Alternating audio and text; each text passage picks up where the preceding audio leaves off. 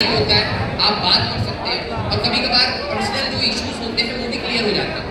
Doubts clear हो जाते हैं। तो आपको अपनी तैयारी किस तरीके से करनी है वो हमेशा क्लियर होना चाहिए। कुछ बच्चों का ऐसा होता है कि उनको ना ही ऑफलाइन चाहिए ना ही पाठशाला हाइब्रिड मॉडल चाहिए, वो प्योर ऑनलाइन से कर सकते हैं। लेकिन अगर किसी को ऐसा लगता है कि यार मेरे को कुछ सपोर्ट की जरूरत होती है और ज़्यादा ऑफलाइन की भीड़ वाला नहीं चाहिए, मेरे को थोड़ा सा छोटा क्लासरूम चाहिए और अच्छे से दिल्ली के टीचर्स हो, कोटा के टीचर्स हो, एक ही जगह से मेरे को पढ़ने का मौका मिल जाए, आई थिंक पाठशाला आपके लिए बेहतर रहेगा।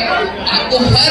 बेटर टेक्नोलॉजी के साथ पढ़ाया जाएगा एंड आई थिंक अगर आप ढंग से पढ़ेंगे तो आपका सिलेक्शन होगा। Thank you so much. इस वाली चीज में मैं एक दो पॉइंट ऐड कर देता हूँ। जैसे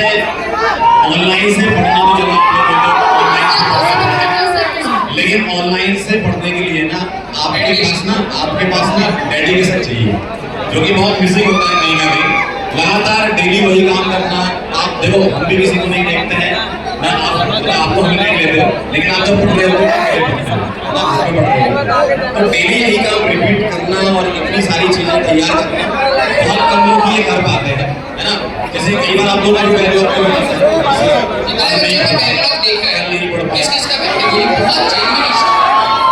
होता क्या है ना कि पाठशाला मॉडल में जब आपके पास टीचर सामने है ना, वो पूछता है आप अच्छा ईमानदारी से आपको बताना कितने सारे बच्चे ऐसे हैं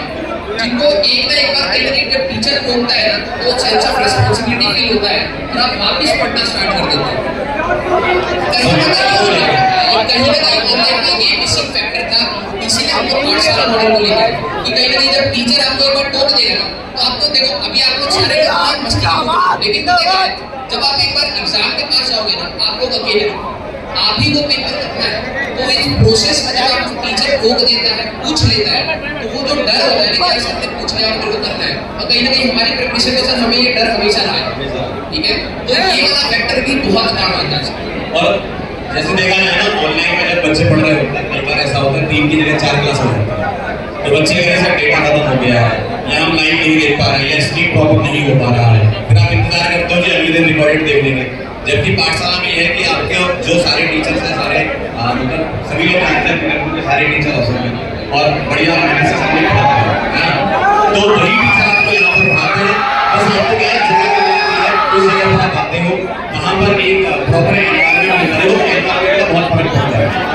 आप घर से अगर पढ़ सकते हैं तो बहुत अच्छी बात है, अगर घर से नहीं पढ़ सकते तो आपको एक ऐसी जगह चाहिए जहाँ पर आप जाएं, वहाँ पर लाइव माइंडेड पीपल आपको मिले, मतलब आपके जो साथ में क्लास में पढ़ रहे होंगे उस पर्टिकुलर क्लास में साथ में बैठ के पढ़ रहे होंगे, आप ये भी देख पाओगे कि यार मेरे से पहले कौन जवाब दे पा रहा है या मेरे मतलब मैं किन लोगों से आगे हूँ। तो ये सारे के सारे फैक्टर को मद्देनजर रखते हुए ही पाठशाला का कॉन्सेप्ट है।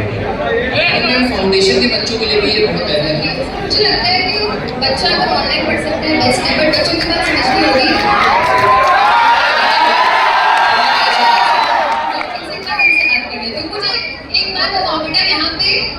जेल के कितने बच्चे नीट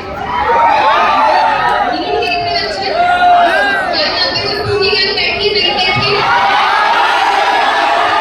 अब बेटा कि हमारे भैया दीदी आए हुए हैं इनसे एक बार पूछा कि क्या 11th 12th में महसूस होता है कि काश 9th 10th ढंग से पढ़ लिया होता। बताओ भाई जी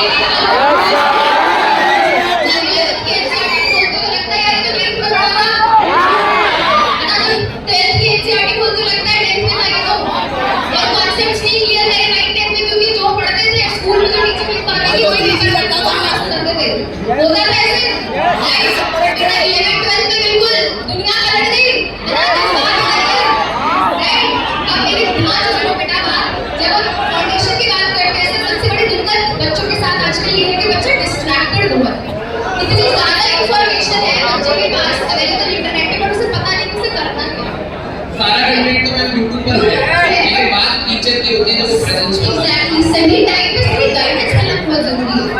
और जो बच्चा 9th 10th में एक तरीके से ट्रांजिशन करता है लाइफ बहुत, जब आप 8 से 9th में आए होगे आपको एक बहुत मेजर शिफ्ट फील हुआ होगा, वैसे ही बेटा जब आप 10th से 11th में आए होगे आपको बहुत ही बड़ा शिफ्ट फील हुआ होगा कर रहे हैं